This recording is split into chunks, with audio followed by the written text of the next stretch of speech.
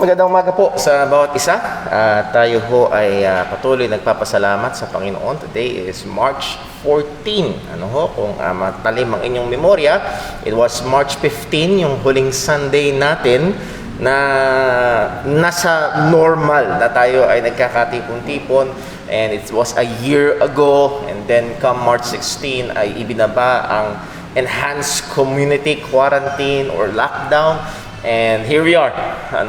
Tayo nagpapasalamat sa Diyos sa kanyang patuloy na pagsustento sa bawat isa sa atin, sa kanyang pag-iingat, pagpapala. And yes, maaaring nahirapan, opo, naapektuhan, pero salamat sa Panginoon, hindi ho kagaya ng iba na totally ay talagang napakatindi ng impact sa kanila nitong nangyari hong pandemya at ang epekto rin sa ekonomiya. So patuloy natin ipag-pray. And we are commanded as believers ay pag-pray natin ang ating gobyerno. Yes, it is not perfect. Ang gobyerno natin ay hindi perfecto and it will never be. Ang hinihintay nating perfectong gobyerno ay sa pagbabalik ng ating Panginoong Hesukristo. So huwag tayo maghintay ng perfectong gobyerno sa lupang ito. And we are commanded to pray para ho magpasakop at manalangin para ho sa mga namumuno sa atin hong bayan. At nawa tayo ay masumpungan na nagtatapat sa gawain po na yan. At ingatan ho natin ang ating hong kalusugan. Kagabi ho, kaninang madaling araw ay may nag-send ng picture ang isa ko hong kamag-anak na doktora at ang level ng pagkalat ng COVID ngayon ay katumbas halos nung August, September, which is yun yung pinakamataas. So wag ho tayong magpakakampante. Tingin ko ho ang maraming mga Pilipino ay sawa na sa paghuhugas ng kamay, face mask at face shield, skyrocket ho ulit, padami ulit na nagkakaroon ng COVID. So ingat ho tayo at yung pag-iingat na yon ay para sa ating pamilya at para din ho sa ating mga kapatiran at nawa ay dumating na yung panahon na talagang tayo ay magkasama-sama muli ng hindi na apektado ng pandemya hong ito. Nalalaman natin lahat ng ito ay nasa ilalim ng providensya ng Panginoon. So we would like also to welcome ang ating mga kapatiran, kaibigan na nakatunghay sa ating live stream. This is the first part ng ating gawain pag Sunday, which is our Sunday School. At tayo ho ay nag-aaral ng isang napakahalagang doktrina at nawa tayo ho ay handa na buksan ang salita ng Diyos, na tignan kung anong sinasabi ng salita ng Diyos, particularly sa mahalagang paksa ho na ating binibigyang pansin sa serye ng pag-aaral ho na ito. Pero bago ho yun, ay tayo ho muna ay aawit. Pero nais ko ho magbigay ng konting, heads up. Lalo na ho sa ating mga kapatiran na nakatunghay sa ating live stream, ang atin hong projector ay nag-a-act up. Hindi ko ho alam kung ano ang problema. Sinubukan naming i-restart ito. Pero pagtyagaan ho natin, yan ho ang meron ho tayo ngayon. Ngayon lang naman umaga nangyari ho yan. So papalit-palit siya ng aspeto o ng anggulo, pero mababasa pa rin naman. So tayo ho'y umawit sa Panginoon at pangunahan tayo ni Brother Gab.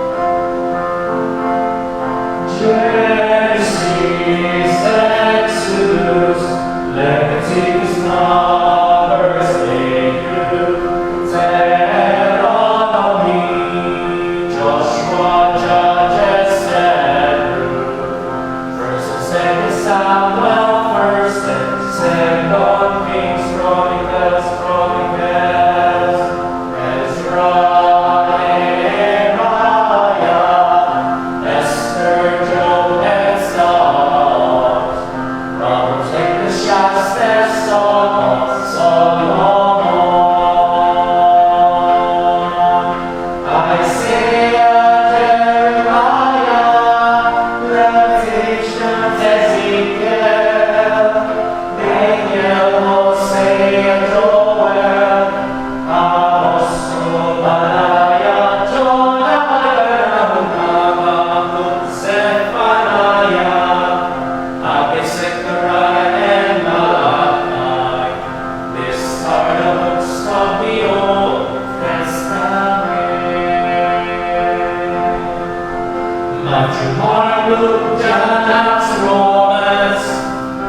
First and Second Corinthians, Galatians, Ephesians, Philippians, Colossians, First and Second Thessalonians, First Timothy, Second Timothy, Titus, Philemon, Hebrews, James, First Peter, Second Peter, John, Jude, and Revelation.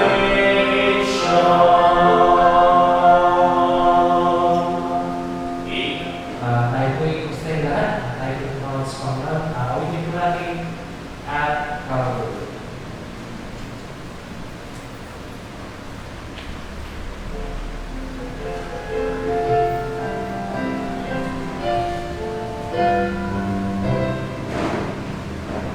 Years I spent in vanity and pride, caring how the Lord was crucified, knowing that it was for me He died on Calvary.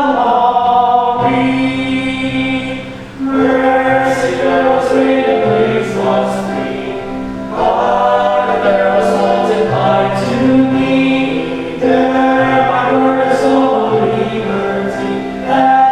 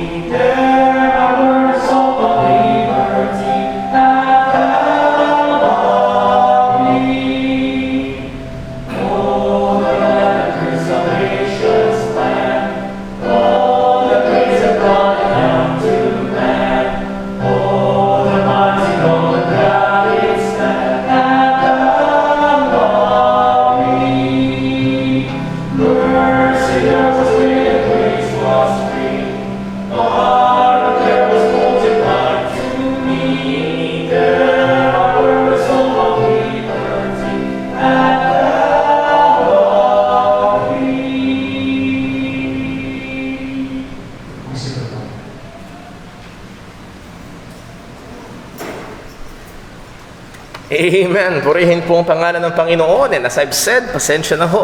At maging sa ating mga kapatiran, kaibigan na katutok sa ating live stream, ay hindi ko ho alam kung anong problema ng ating projector. Kusa siyang nag-auto-adjust. At wala ho tayong time ngayong umaga para siya ay ayusin. Pero salamat sa Panginoon, meron ho pa rin tayong mga kagamitan na kagaya ho niyaan at patuloy ho nating nagagamit. Welcome po sa ating Sunday School at tayo ho ay patuloy sa pag-aaral ng isang napakahalagang doktrina, and actually this doctrine sets apart Orthodox. When we say Orthodox, medyo big word, wow, Orthodox, meaning traditional, classical Christianity from other beliefs na nagpapakilalang Christianity. At walang iba kung hindi ang doktrina patungkol sa Panginoon, and we believe that our God, the biblical God, the true God, is a Trinitarian God. So pag atin hong didescribe ang Panginoon, yes, yung iba, pag pinakinggan mo, they believe in a Unitarian God. Iba ay ang paniniwala patungkol sa Diyos ay modalism. Nagbabago lang siya ng mode, depende kung nasan siya, kung anong kanyang ginagawa. Yung iba naman, Unitarian, it's only the Father, the only true God, and yung iba ay hindi na Diyos. At isang example niyan ay ang Iglesia ni Cristo. They believe that the Father is God, the only true God. Therefore, Jesus Christ, the Holy Spirit, is not God. And ngayon ay ang atin naman hong pinag-aaralan at sang-ayon ho sa ating hong nakita sa Biblia, we believe in a Trinitarian God. Three persons in one Godhead. So, yun ang ibig sabihin ng word na Trinity. Three persons in one Godhead. So, yun ho. At nawa ay magkakaroon lang tayo ng mabilis na review at pupunta tayo sa ating pinakapaksa ho ngayong umaga. Pero bago ho tayo dumako doon, hingin natin ang tulong ng Panginoon. Shall we pray? O aming amang Diyos, muli, anong dakila, anong ganda, anong sarap ng iyong kabutihan at katapatan sa amin. Ang iyong biyaya na patuloy mong pinagkakaloob. Tunay, ang iyong salita ay nagsabi, anong meron kami na hindi pinagkaloob sa amin at ang tanging tugon namin, O Diyos, lahat ay galing sa iyo. Lahat ng ito ay biyaya mo at pawang hindi kami karapat-dapat. Maging ang aming susunod na hininga ay galing sa iyo at karapat-dapat ka lang na aming purihin, sambahin at kilalanin. At lalo't higit, Panginoon, hindi mo lang ibinigay ang buhay at sinustentuhan ito kung hindi ikaw rin ang nagbigay ng kaparaanan upang kami ay magkaroon ng buhay na walang hanggan. Ibinigay mo ang iyong bugtong na anak at sa pamagitan niya ay meron kaming isang ganap at tunay na kaligtasan.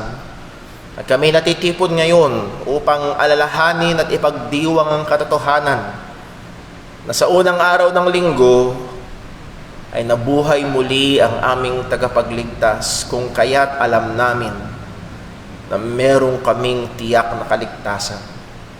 Kaya alam namin ang aming pananampalataya ay may kabuluhan at ito ay katotohanan sapagkat totoo na buhay muli si Jesus. Salamat po sa mga biyayang ito. At Ama, as we try to obey your command na kami ay lalo pang lumalim sa pagkaunawa sa iyong katotohanan, sa pagkakilala sa iyo. O Panginoon, loobin mo nawa sa aming pag-aaral ay patuloy kang magpakilala, patuloy mong hubugin ang aming pagkaunawa. Alisin mo sa amin ang mga maling kaisipan at maling akala. Tanungan mo kaming magpailalim sa katotohanan ng iyong salita at hindi sa lohika ng tao o hindi sa kung ano ang iyong pinahayag sa amin. Ikaw po, Panginoon, ang manguna. Ikaw po ang magturo. At Lord, aming inihiling na patuloy kang kumilos. Lahat ng ito ay dalangin namin sa ngalan ng aming Panginoong Hesukristo. Amen. So a quick review ho sa ating mga napag-aralan na nakaraan. We studied about scriptural monotheism. The Bible is consistently proclaiming the monotheistic truth. Ibig sabihin ng mono, one, theist, God, one God. From the Old Testament to the New Testament, lagi lang ang pinapakilala ng salita ng Diyos ay meron lamang iisang Diyos. So, gusto ko ho na matutunan natin na mag-act na agad ito bilang filter. Ano ibig sabihin ng filter? Kapag ang tubig ay finilter, sinasala yung dumi. At kung meron man tayong mapakinggan na nagtuturo o kaisipan na maraming Diyos, gumana agad dapat tong filter na ito. Ay kasi nungalingan yun sapagkat ang tinuturo ng Biblia ay meron lamang iisang Diyos and that is consistent from the Old and New Testament. At sana medyo pumasok din sa inyong kaisipan. Therefore, yung paratang sa atin ng mga naniniwala sa Trinity, na naniniwala daw sa tatlong Diyos, ay mali. Hindi yun ang paniniwala ho natin. So, scriptural monotheism. We looked at the Godhood of the Father. Walang pagtatalo patungkol sa Diyos Ama.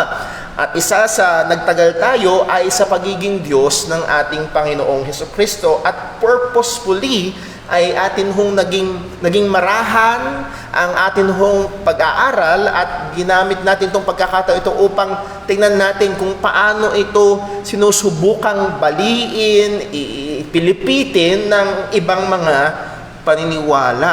Yes, wala tayong question sa pagiging tao ng ating Panginoong Hesukristo. We proclaim and we say amen sa katotohanan na siya ay tao, pero hindi tayo humihinto doon. Alala niyo yung hamon natin Okay? Yes, tao, pero wag tayong huminto doon sapagkat hindi lang yun ang pinahayag ng Biblia patungkol sa ating Panginoong Kristo. The question is this: does the Bible reveal the deity of the Lord Jesus Christ? Pinahayag ba? Meron bang sinasabi? Yes. Kag meron kayong nakausap o kita mo tao lang, well, doon tayo magkakaroon ng word sa problemang lang. Tao. Okay, amen. Sabi sa Bible pero pag meron pa ba tayong ibang mababasa sa Bible tungkol kay Jesus, will you also say amen? Aagree din ba tayo? At tignan natin kung ano pang sinasabi ng salita ng Diyos tungkol kay Jesus. We have direct address to Jesus as God. We can read from the Bible, mga direct address, tinatawag si Jesus na Diyos. John 1:1, in the beginning was the Word, and the Word was with God, and the Word, which is Jesus Christ, and the Word, Jesus, was God. And verse 14, siya ay nagkatawang tao. John 20:28, and Thomas said and answered and said unto him, My Lord and my God. So, direktang tinukoy, tinawag si Jesus na Diyos. And also, we can go to Hebrews chapter 1, na ang sabi mismo ng Ama, unto the Son He saith, Thy throne, O God, is forever and ever. So we have the Father Himself calling the Son God. So ang Ama mismo ay tinatawag si Jesus na Diyos. So those are clear statements from the Bible. We also saw the claims of the Lord Jesus Christ. Nandun yung mga claim niya sa John 8:58. Before Abraham was, I am. Bago pa si Abraham ay ako nga. And ang point doon, he claims to be the I am. Siya yung ako nga. Siya yung nagsugo kay Moses para iligtas ang mga Hudyo sa pagkaalipin sa Ehipto. Buksan lang natin muli sa John chapter 5. And again, ay isa sa mga, at least for me personally, nakikita kong mahalagang talata sa usapin na ito ay sa John chapter 5, verse number 23. John 5, verse 23. Ang sabi, that all men should honor the Son. Okay? So we should honor the Son. All men should honor the Son. Paano daw dapat bigyang luwalhati ang anak? Even as they honor the Father. Question, how do we honor the Father? Binibigyan ba natin siya ng luwalhati bilang tao? No, of course. Niluluwalhati ba natin ng Ama bilang anghel? Siyempre hindi. Paano natin niluluwalhati ang Ama? Bilang Diyos ng buong sansinukob. At paano daw natin dapat luwalhatiin ng anak? Sa kapareho at kapantay na paraan. Therefore, kung ang iyong theology, ang doktrina mo ay hindi nagbibigay sa iyo ng katampatang basihan para luwalhatiin ang anak sa kapantay ng Ama. Halimbawa, ang doktrina mo si Jesus ay Diyos pero mas maliit, mas mababa, at meron ganon. Like the Mormons and Jehovah's Witnesses.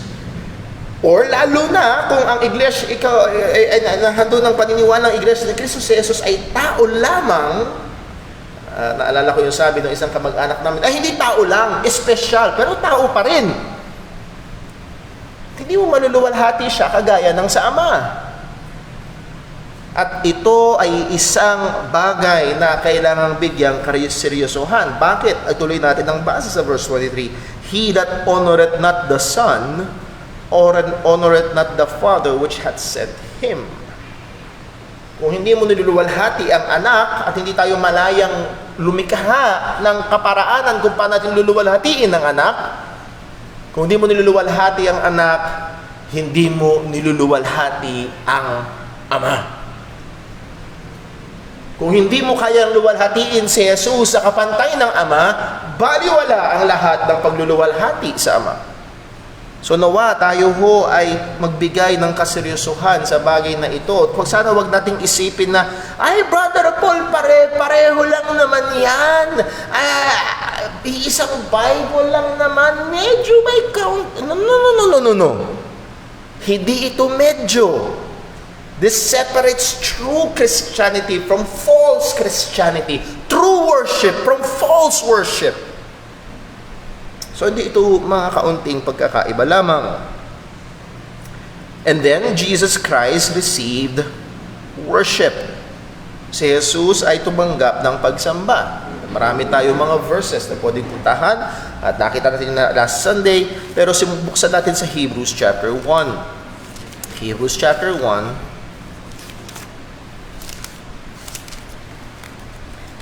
And consistent ang utos ng salita ng Diyos na walang ibang pwedeng sambahin kung hindi ano? Ang Diyos lamang. Kapag sumamba sa iba, kahit sa anghel, bawal sambahin ang anghel. Ayaw ng Diyos. Bawal sambahin ang mga apostol, ayaw ng Diyos.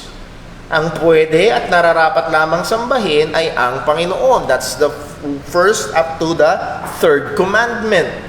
Thou shalt have no other gods but me. Dito tayo pwede magkaroon ng ibang Diyos maliban sa Panginoon. Pero ang sabi ng Hebrews chapter 1 verse 6, nakita na ho ba? Hebrews 1:6, and again, when He, and that pronoun He is God the Father, bringeth in the first begotten. Sino yung first begotten? Jesus Christ. Into the world, He, the Father, saith, and let all the angels of God worship Him. Sino yung Him? Si Jesus Christ. Let me ask you the question, is the Father here, is God the Father here committing idolatry? Inuutusan niya ang mga anghel na sumamba sa tao lang? Espesyal na tao. Lalapat pa. Hindi ho uubra. Ang pwede lang sambahin ay ang Diyos. At kung inutusan ng Ama ang lahat ng mga anghel na sumamba sa anak na Diyos, may problema ba doon? Wala. Dahil tama lang na sambahin ang Diyos. Malaki ang problema kung ang tingin mo kay Jesus ay mas mababa or, much more, tao lamang. Well, there are other verses. Revelation chapter 1 verse 8, just to review. Revelation chapter 1 verse 8, kahuli-hulihang aklat sa Biblia. Ang sabi ng salita ng Panginoon, ang sabi ni Jesus, I am the Alpha and Omega. That is the first and the last letter of the Greek alphabet. Kumbaga, from I am the A and the Z, and everything in between. The beginning and the ending. At nakita natin sa lumang tipan, ito yung sinabi ng Panginoon, siya ang una at simula, siya ang simula at wakas. Una at simula, isa lang yun. Siya ang simula at wakas. Pero malinaw at lahat ay nag-a-agree na ang nagsasalita dito sa Revelation 1 verse 8 o walang iba kung hindi si Jesus. At ang sabi ni Jesus, I am Alpha and Omega, I am the beginning and the ending, saith the Lord, which is, and which was, and which is to come. And who is that? The Almighty. So narito ang direktang pag-address kay Jesus bilang the Almighty. So yun yung sinasabi ng ibang mga relihiyon na, well, si Jesus ay Diyos din, pero mighty God lang. Well, here, He is called the Almighty. And then Revelation 22 verse 3, kahuduluduluhan, and there shall be no more curse, but the throne of God and of the Lamb. Question, ilan ang trono? Ilan ang trono? Ilan? The throne. Ilan yun? Metong ba? Isa. Isa lang ang trono, at yung trono na yon ay ang trono ng Diyos at ng Kordero. And again, there a man, mere man, sit in the throne of God. Well, hindi uubra. So makikita ho natin ang consensus ng testimony ng Biblia. It is assumed na ang kordero, ang anak, ay dapat sambahin at karapat dapat lamang umupo sa trono ng Diyos. And the only logical and clear reason is because, yes, He is God. Ang ating Panginoong Jesus ay Diyos. Kapantay, kasama ng Ama. Co-equal, co-eternal. Pero hindi tayo naniniwala sa dalawang Diyos. Again, meron lamang iisang Diyos. Now, are we, do we subscribe to dualism? Dalawang persona sa isang kadiyusan. Again, we are Trinitarian. And Baptists historically are Trinitarian. At hindi natin tinasabi ito dahil kami ay Trinitarian historically mananatig. No. Because this is revealed in the Scripture. Dahil ito ang tinuturo, ito ang nire-reveal ng salita ng Panginoon. At ngayong umaga, pupunta ho tayo sa isa pang paksa. We look at the Father, we considered the Son, and this morning we will begin our study about the Holy Spirit. Now mga kapatid, isang nakakalungkot na kalagayan ay napakatalamak ang misunderstanding and misrepresentation patungkol sa banal na Espiritu. At listen, maraming mga so-called churches today, okay, na napaka-hyper pagdating sa banal na Espiritu. Ayan, wala silang ibang ginawa Sunday after Sunday kundi banal na Espiritu, bumaba ka sa amin. Iiyak sila. Meron ba mga ganon? Yes! Lagi at lagi gusto nilang mapuno ng banal na Espiritu. And yes, kailangan nating mapuno ng banal na Espiritu, pero hindi kagaya nung sinasabi nila. Pero itong mga so-called churches na ito na all about seemingly the Holy Spirit ay isa sa mga pinaka-ignorante sa katotohanan patungkol sa banal na Espiritu. Isa sa mga doktrina na marami, maging ng mga evangelical churches na ay nakakaligtaan ay ang doktrina o katuruan patungkol sa Espiritu Santo ng ating Panginoon. And sad to say, in the place of a good and faithful teaching about the third person of the Godhead, what's being taught or even sought is the experience. Kaysa magturo, pag-aralan ang katotohanan patungkol sa banal na Espiritu, ang laging hinahanap ay ang experience. At maraming mga churches, so-called churches, is not about truth, but about experience. At kailangan natin mag-ingat sa bagay ho na yun. At napakadali at maraming Pilipino, and I think by nature, ang Pilipino ay very susceptible sa bagay na ito. Naranasan.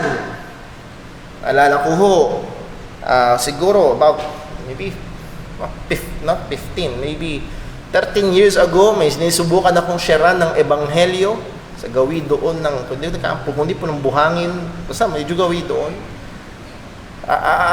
Hindi kami magkita. At ang lagi niyang pinagdidiinan sa akin ay yung naranasan niya. Sa madaling salita, ang takbo ng usapan namin ay ganito, kung bubuudin ko. Wala akong pakialam sa sinasabi mo sa akin, Brother Paul, wala akong pakialam sa sinasabi ng Biblia, basta ito ang naranasan ko. Naranasan kong muntik na talagang namatay. Talagang huminto ang puso ko. Ilang minutong huminto ang puso ko, at habang nakahinto ang puso ko, nakita ko ang liwanag. Nakita niyo ang approach ng maraming tao? Wala akong pakialam sa sinasabi ng Bible. Basta nakita ko, basta na-experience ko. Marami yun ang kinilalagyan. Experience ko, Brother Paul, nung nandun ako sa church na yun, ay kinikilabutan ako. Hindi ka pa ba nakapakinig ng musika na kinalabutan ka? Yes? Naalala ko ho, nung ako'y nakasakay nung nag-aaral pa ako sa Santa Mesa, nakasakay ako sa isang bus at pinatugtog yung, anong kanta yun? Banal na aso. Santo. Kinalabutan ako sa karumal-dumal na liriko. Pero porket ba kinilabutan? Banal na Espiritu na? hindi ko makontrol yung tawa, hindi ko makontrol yung tugtunog, hindi ko makontrol yung At ito ang madalas na hinahanap ng maraming mga charismatic and Pentecostal mo. Again, not all, pero by and large, the general flow ng mga charismatic is not the truth about the Holy Spirit, but the experience. At kapag sinubukan mong iharap sa kanila ang katotohanan, mas more silang tatanggi sa katotohanan at mas hahanapin nila yung karanasan. Alala ko may kapatiran tayo na nagsabi sa akin, Brother Paul, nanaginip ako. Okay po. Ano po na napanagipan niyo? Napaginipan ko yung nanay ko. Okay. Nandun siya sa pinto. Okay. So, napaginipan niyo po ang nanay niyo, nandun siya sa pinto, na para kayong sinusundo. Oo, Brother Paul. Sige po. Napaginipan niyo yun. Ano po ang sabi ng Bible? Nakita niyo ho? Sapagkat ang Kristiyano, ang pananampalataya, we walk by what? We walk by dreams, by experience. Christians walk by faith. At saan nakabase ang ating pananampalataya? Dreams, experience? No, sa salita ng Panginoon.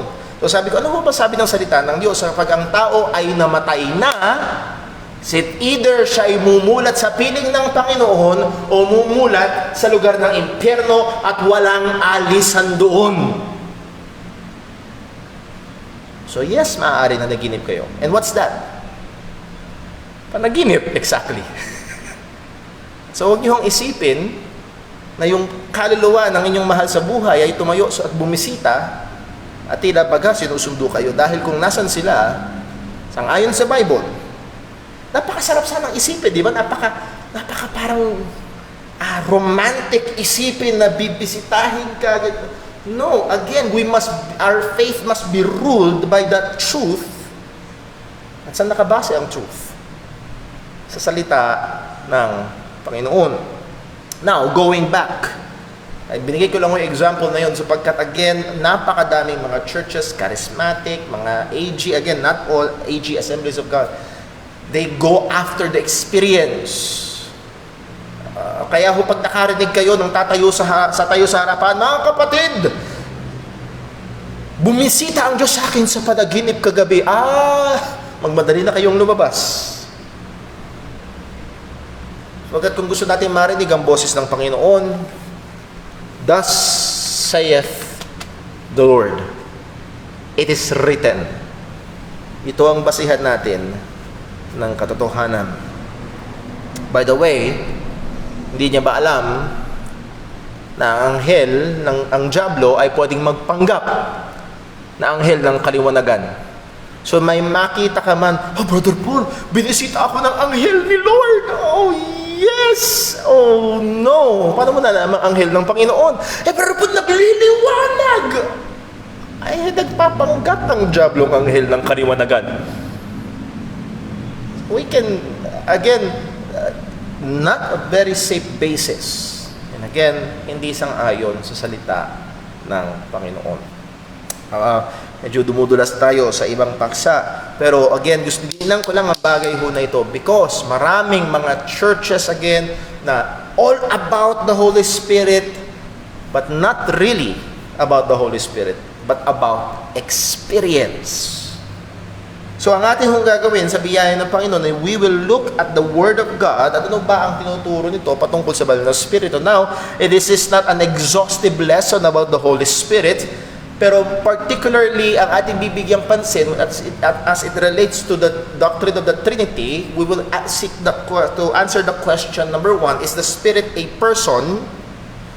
And is the Spirit God? Ang banal na Espiritu ba ay persona? At ang banal na Espiritu ba ay Diyos? At yun ang ating susubukang sagutin sang-ayon sa salita ng Panginoon. So una, ang banal na Espiritu ba ay isang persona o siya ay isang puwersa lamang? Ano yung puwersa lamang? Ay mo, nakabukas yung ceiling fan o yung wall fan, pag dumaan sa iyo yung tutok ng electric fan, ano mararamdaman mo? Hangin. May puwersa, tama? Okay? May switch dyan. Pag tinurn on mo yung switch, ano mangyayari? Bubukas yung ilaw. Ano yun? May kapangyarihan, may enerhiya. At merong mga tao, merong mga grupo, may mga paniniwala na ang banal na spirito is nothing more than that. Energy, force, puwersa o enerhiya. And yes, sa Bible, nakikita natin madalas na ang banal na spirito ay sinasaysay o binabanggit na may kinalaman sa kapangyarihan o puwersa ng Panginoon. Pero sa to say, marami ang mabilis nagko-conclude na, siya ay puwersa lang. Siya ay kapangyarihan lang o enerhiya lamang. Tingnan natin ang ilang mga talata. Zechariah chapter 4 verse 6. Ang sabi ho ng Zechariah 4:6, Then he answered and spake unto me, saying, This is the word of the Lord unto Zerubbabel, saying, Not by might nor by power, but by my spirit, saith the Lord of hosts. Okay, this is a very familiar passage at maaaring na familiar dahil sa kanta, Not by might nor by power, but by the Spirit of God. Yes, I will come. And this is dito galing yung mga liriko na yun dito sa passage na ito. Na anong sabi ng Panginoon? Not by might nor by power, but by my spirit. At dito nakikita nila, okay, ano daw? Might, lakas, power, kapangyarihan. And then ang banal na spirito ng Panginoon ay kapangyarihan din. Yes, kapangyarihan, pero kaiba sa lakas at kapangyarihan ng tao. Luke chapter 1 verse 35. Nung sinagot ng anghel ang tanong ni Maria kung paano siya magbubuntis gayong wala pa siyang karanasan sa lalaki, ang sabi ng anghel ay ito, And the angel answered and said unto her, The Holy Ghost shall come upon thee, and the power of the highest shall overshadow thee. Nakita niyo po yun. So the Holy Ghost, at kanilang madaling inuog na, and the Holy Ghost is the power. So, hindi siya persona, siya ay lakas lang, siya ay kapangyarihan lang. Or Acts 1:8, Acts chapter 1 verse 8, But ye shall receive power after that the Holy Ghost is come upon you, and ye shall be witnesses unto me, both in Jerusalem and in all Judea, in Samaria, and unto the uttermost part of the earth. Ang sabi, you shall receive power after that the Holy Ghost is come upon you. So again, power and Holy Ghost. Or 1 Thessalonians 1:5, For our gospel came not unto you in word only, but also in power and in the Holy Ghost. So makikita natin, yes, maliwanag at all over the Bible, from the Old Testament to the New Testament, power and the Holy Ghost is very closely related. Pero sapat na ba itong basihan para sabihin na ang banal na spirito o ang spirito ng Panginoon ay puwersa lamang or lakas lamang? Well, it will be very much problematic. Sapagkat merong mga talata sa Biblia na yes, ang kapangyarihan at ang banal na spirito ay related, pero hindi pwedeng ipangpalit. Anong ibig sabihin? Siguro tignan na lang natin ang halimbawa sa Acts chapter 10. Acts chapter 10, verse number 38.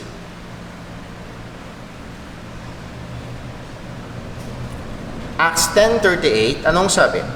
How God anointed Jesus of Nazareth with the what? Holy Ghost and with power. Okay? So dito makikita natin that the Holy Ghost is distinct from power. Ang banal na spirito ay naiiba. He is anointed, Jesus is anointed with the Holy Ghost and with power. Romans 15 verse 13. Now the God of hope fill you with all joy and peace in believing, that ye may abound in hope through the power of the Holy Ghost. So dito naman, yung kapangyarihan ay kapangyarihan ng. So ang kapangyarihan ay hindi ang banal na spirito, kung hindi ang kapangyarihan ay kapangyarihan ng banal na spirito. Nakuha niyo ho yung pagkakaiba?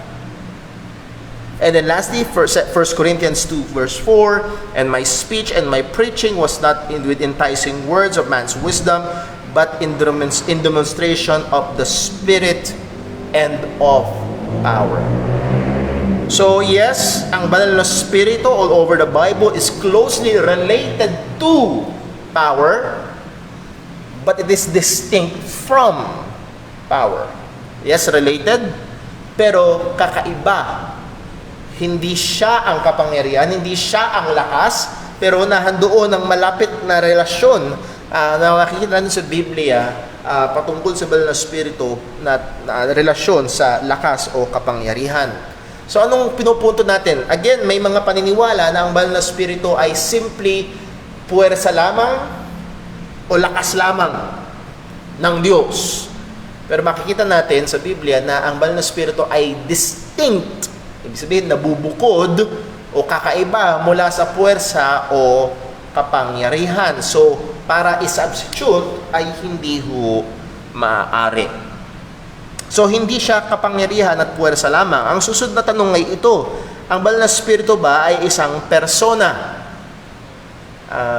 Dito kakapusin ang salitang Tagalog. Sabi kasing person is parang katauhan. Now, ang ibig sabihin nun ay, sa madaling salita, meron ba siyang mga katangian ng katauhan? Hindi natin sasabing siya ay tao kung hindi, ano ba yung mga katangian niya? At yung mga katangian na ito, sa ngayon sa Biblia, ay magsasabing siya ay puwersa lamang, o siya ay may sariling kalooban at meron siyang ginagawa na siya ay hindi isang puwersa lamang. Well, the answer is definitely yes. So we have here 1, 2, 3, 4, 5 actions or performance ng banal na spirito na may a-attribute lamang sa kanya kung siya ay isang persona at hindi puwersa lamang. Number 1, the Holy Spirit speaks. Ang banal na spirito ay nagsasalita. Now, yung example natin kanina, nararamdaman mo yung puwersa ng hangin. Yes? Nakikita natin ang kapangyarihan ng kuryente. Tama ba? Pero nagsasalita ba sila? Maaring lumikha ng tunog, pero yung pagsasalita ay maaari lamang. Yes, sa panahon natin ngayon, pwede kang gumawa ng program at ng robot at ito ay, and again, yun ay dahil may taong gumawa. Pero the power in and of itself, halimbawa, ang isang bagay na punong-puno ng lakas at kapangyarihan ay ang araw. Yes? Ganong kalayo ang araw sa atin? If I remember correctly, 91 billion miles. Pero ramdam natin ang lakas ng araw, tama ba? At yung iba, sobrang ramdam. Pero sa kabila ng yun, hindi nagsasalita ang haring araw. Dahil siya ay inanimate object. Yes, may kapangyarihan. Yes, may puwersa. Pero inanimate object. At yun yung ating binibigayan ng punto. Ang banal na spirito ay hindi puwersa lamang. Siya ay persona at siya ay nagsasalita. Acts chapter 21. Saan po natin? Acts chapter 21.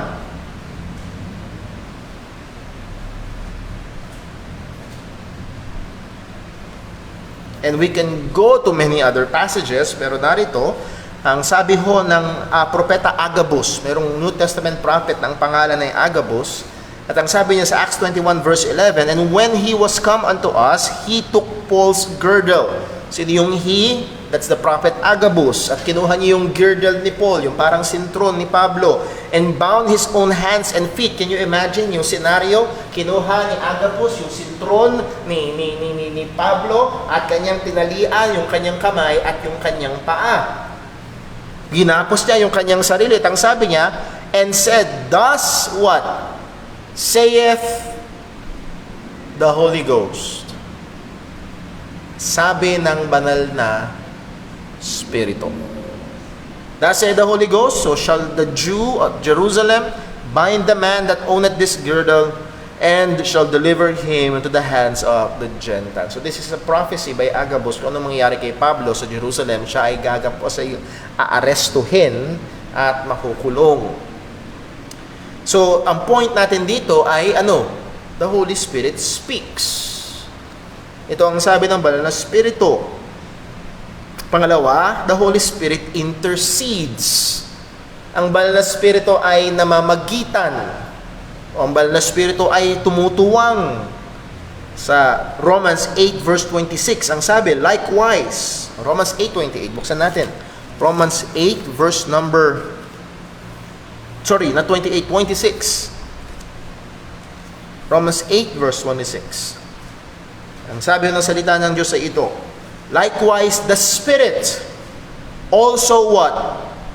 Helpeth our infirmities. Tutulungan tayo sa ating mga kahinaan. For we know not what we should pray for as we ought. Hindi natin alam kung ano yung ating ipapanalangin at kung paano natin ipapanalangin yung ating panalangin. Ganun tayo ka-desperado sa pangangailangan ng tulong ng Panginoon, even in our own prayer. Pero ang sabi, the Spirit helpeth our infirmities. Ano daw ang ginagawa? But the Spirit itself maketh intercession for us with groanings which cannot be uttered. Ang banal na Espiritu mismo ay nag-i-intercede sa atin. Ang banal na Espiritu mismo ay namamagitan para sa atin. And again, posible lamang yan kung ang banal na Espiritu ay isang persona at hindi isang... Paano mamamagitan sa iyo ang lakas lang? Paano mamagitan sa iyo ang isang puwersa lamang? Gaya ng hangin o ng kuryente. Kundi ito ay posible lamang na kung siya ay isang persona. And by the way, makikita natin dito that the Holy Spirit has intelligence. Okay? Nauunawaan niya tayo. At namamagitan siya sa atin sa Diyos. Well, number next, hindi lamang siya namamagitan, He appoints. Siya ay nag-a-appoint. Ano yung nag-a-appoint? Nagtatalaga. Sabi ng Acts 20, verse 28. Acts chapter 20, verse number 28.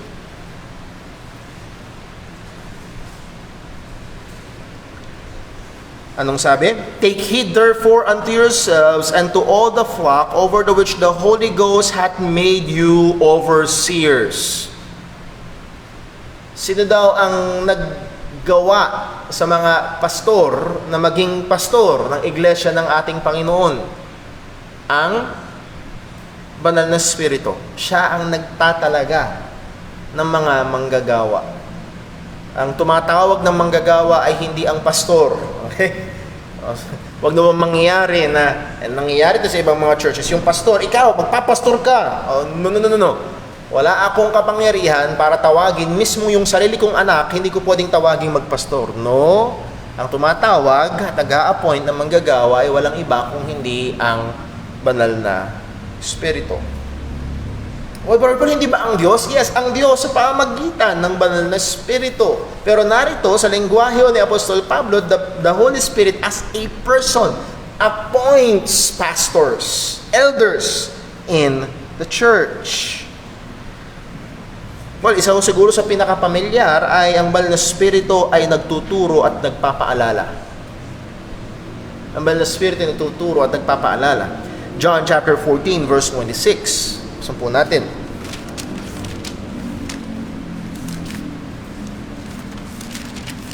John 14 verse 26. Ang sabi ho ng ating Panginoong Yesus ay ito, but the Comforter, ang mang-aaliw, at sino daw itong mang-aaliw na ito?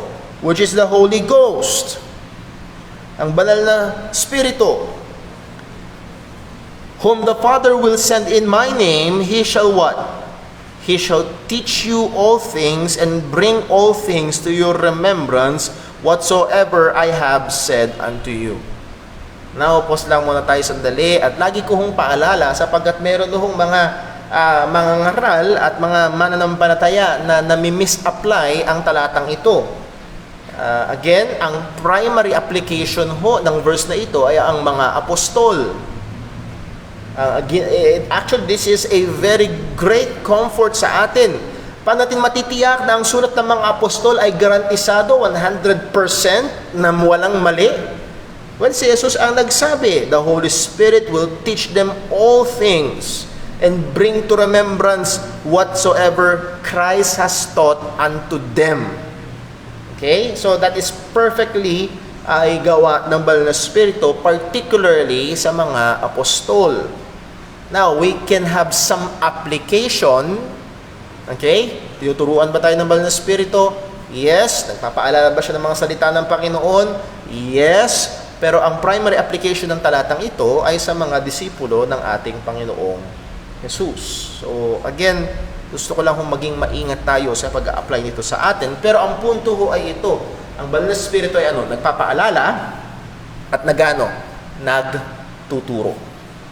So with these passages, mga kapatid, ang point ay ito, do we have a sense? Ano ba ang pinapakilala ng salita ng Diyos? Ang pinapakilala ba ng salita ng Diyos ang Espiritu ng Panginoon bilang isang puwersa lamang? O when we read these passages, pinapakilala ba ng salita ng Diyos ang banal na Espiritu bilang isang persona na merong kalooban, na may intelihente, na merong may pag-unawa? And the answer of that is yes, He is revealed as a person. So hindi puwersa lamang, hindi siya kapangyarihan lamang, kung hindi ang banal na Espiritu ay isang persona. So meron siya mga ginagawang mga aksyon na mangyayari lamang kung siya ay isang persona. And also, He has qualities. May mga katangian siya na ito ay posible lamang kung siya nga ay isang persona. Okay?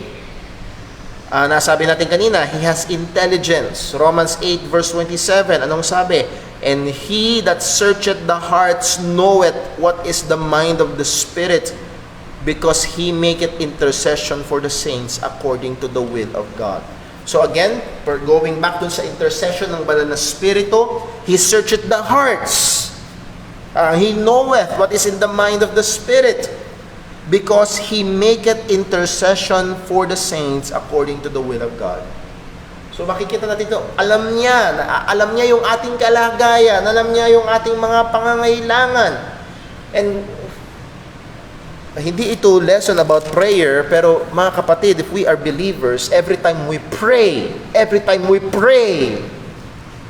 the Holy Spirit prays with us and intercedes for us.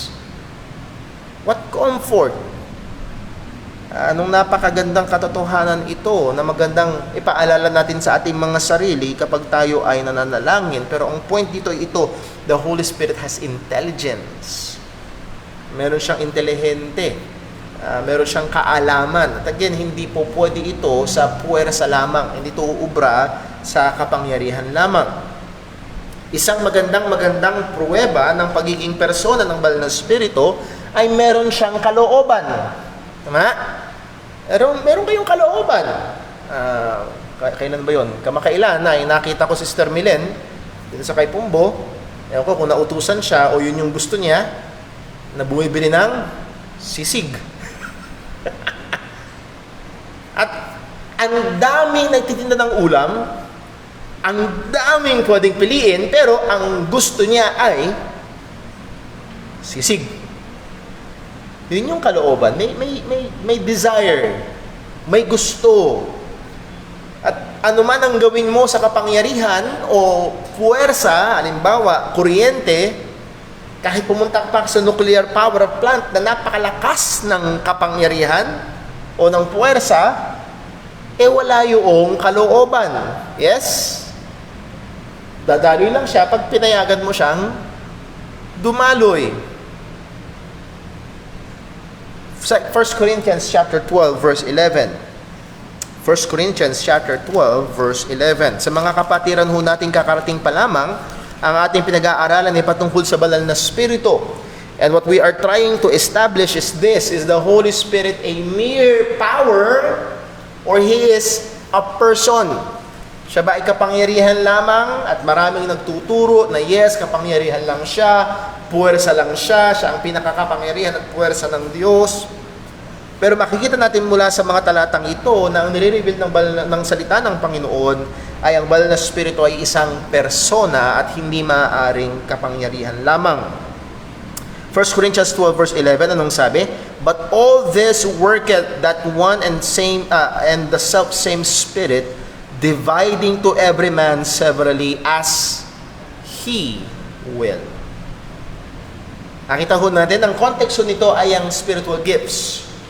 Ang mga kaloob ng Panginoon sa iglesia, na ang Panginoon na nagbibigay ng mga kaloob sa mga mananampalataya sa bawat parte ng katawan ni Kristo, at yun ang magdedetermina kung paano natin paglilingkuran ng Panginoon sa konteksto ng katawan ng Panginoong Yesus.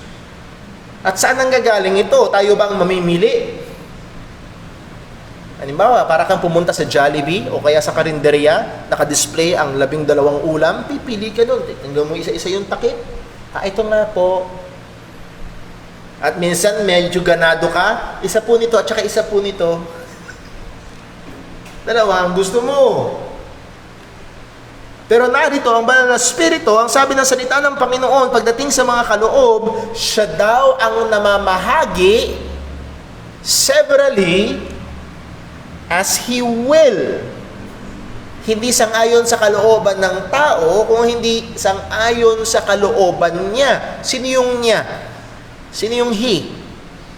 The Holy Spirit. The point again is this: meron siyang kalooban. Therefore, the Holy Spirit is a person. Okay?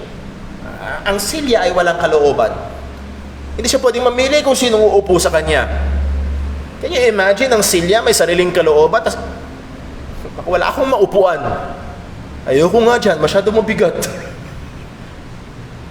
Pero wala siyang kalooban, nandyan siya, nilagay siya dyan, uupo kung sinong uupo. Pag hindi siya inupuan, hindi siya pwede magreklamo. Hindi siya nagreklamo, wala siyang kalooban. Wala siyang buhay, inanimate object. Pagdating sa banal na Espiritu, hindi siya puwersa lamang, hindi siya kapangyarihan lamang, kung hindi siya ay may sariling kalooban. And the Holy Spirit also is portrayed in the Bible, as revealed in the Scripture, has affections. For lack of better words, may damdamin. Siguro, kakapanood natin ng mga pelikula, kakapanood ng mga bata, ng cartoons, ay pag nabali yung paa nung Silya, ay, kawawa naman si Silya, ouch, ouchie, nabali yung paa. Pero alam natin na walang damdamin. Yes? Buksan natin sa Ephesians chapter 4. Ephesians chapter 4.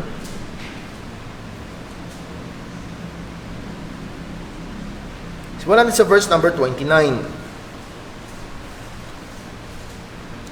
Ephesians 4 verse 29. Let no corrupt communication proceed out of thy mouth. Wag daw lalabas ang anumang bulok, sirang bagay sa ating mga bibig. Madudumi. Huwag daw lumabas sa maduduming bagay sa ating bibig.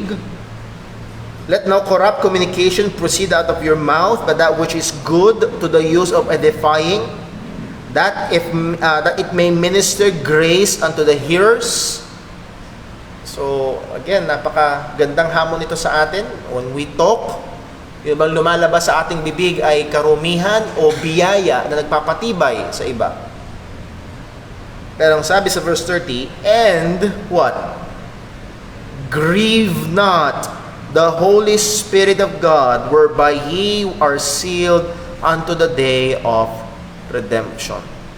Sa Tagalog, huwag nating pighatiin. Ano ibig sabihin ng pighatiin? Pag sinabi na pipighati ang aking puso, ano ibig sabihin noon? Nalulungkot, natutuwa. Nalulungkot.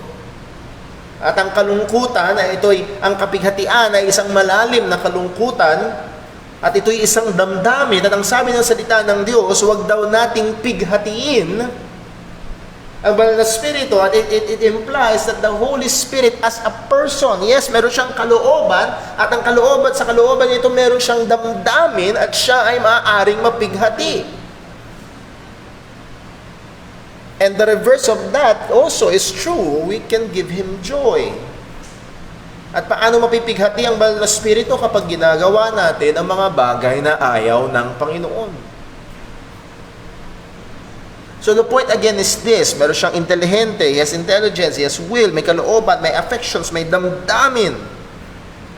And it just shows na ang banal na Espiritu ay hindi kapangyarihan lamang o hindi isang persona. Okay? Bakit mahalaga ito? Dahil kung ang banal na Espiritu ay kapangyarihan o puwersa lamang, walang usapan kung siya ay Diyos o hindi. Because God, by definition, is a person. Okay? At kung hindi siya persona, tapos na, hindi siya Diyos. Pero ang banal na Espiritu, malinaw siya ay persona.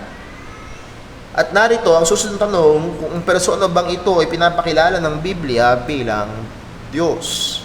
Pero bago ho tayo dumako roon, buksan mo natin sa John chapter 14.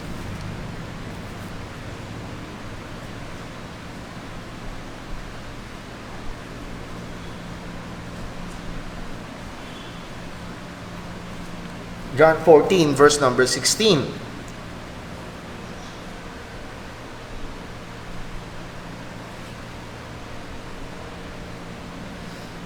Ano po ang sabi ng ating Panginoong Jesus? John 14:16, "And I will pray the Father, and He shall give you another Comforter, that He may abide with you forever."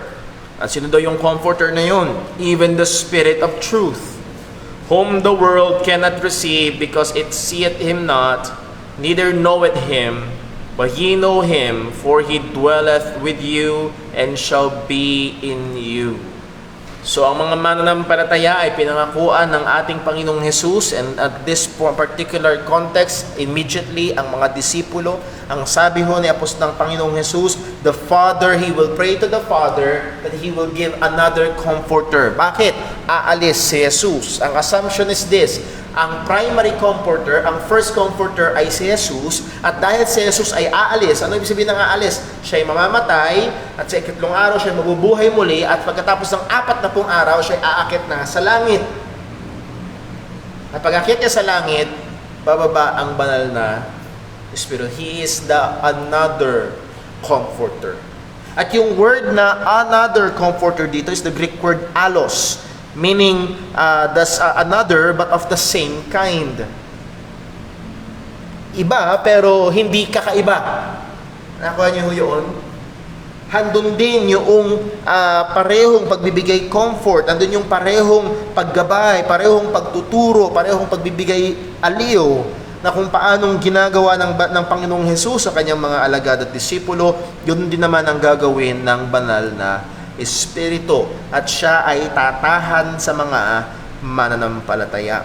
So ang assumption ho ay ito. The assumption is this, that Jesus is the first Comforter or Helper, therefore these two are comparable in their personhood. So si Jesus ang unang Comforter or Helper, at He will pray the Father to send another.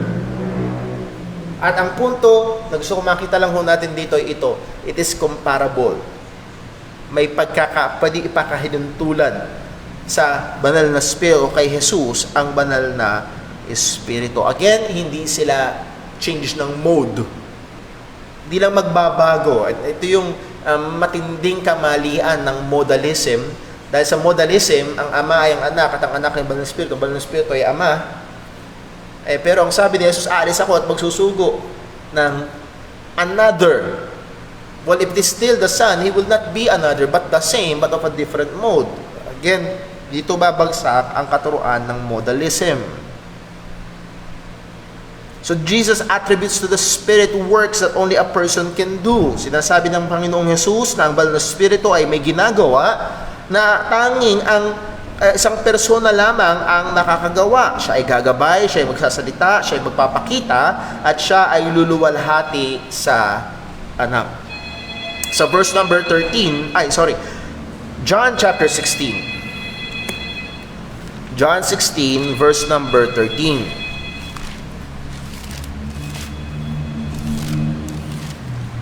John 16, verse 13. Ano po ang sabi? Howbeit when He, sino yung He? The Spirit of truth is come, He will guide you into all truth. Gagabayan, tuturuan sa lahat ng katotohanan. For He shall not speak of Himself, but whatsoever He shall hear, that shall He speak. So, siya'y gagabay, siya'y magsasalita, at anuman yung maririnig niya, yun ang sasabihin niya. Anong mangyari? And He shall show you things to come. Siya'y magpapakita ng mga bagay na mangyayari. Again, ang punto, gusto ko makita ho natin dito ay makita natin na siya ay isang persona. He is able to do this. At ang tanging eksplanasyon ay siya ay isang persona at hindi kapangyarihan o puwersa lamang. And then verse 14 ay napakahalaga. Ang sabi sa verse 14, at tingin ko dito ko tayo matatapos ngayong umaga. He. Sino yung he? Sino yung pinaka-subject? Sino yung he? Ang banal na spirito. Okay? He shall glorify me. Sino yung me? Si Jesus Christ. Okay? Ba't natin ginagawa ko ito? Kasi gusto ko pag binasa nyo ang inyong Bible, kaya nyo rin mag-identify kung para maunawaan nyo ho. Ang sabi, He shall glorify me.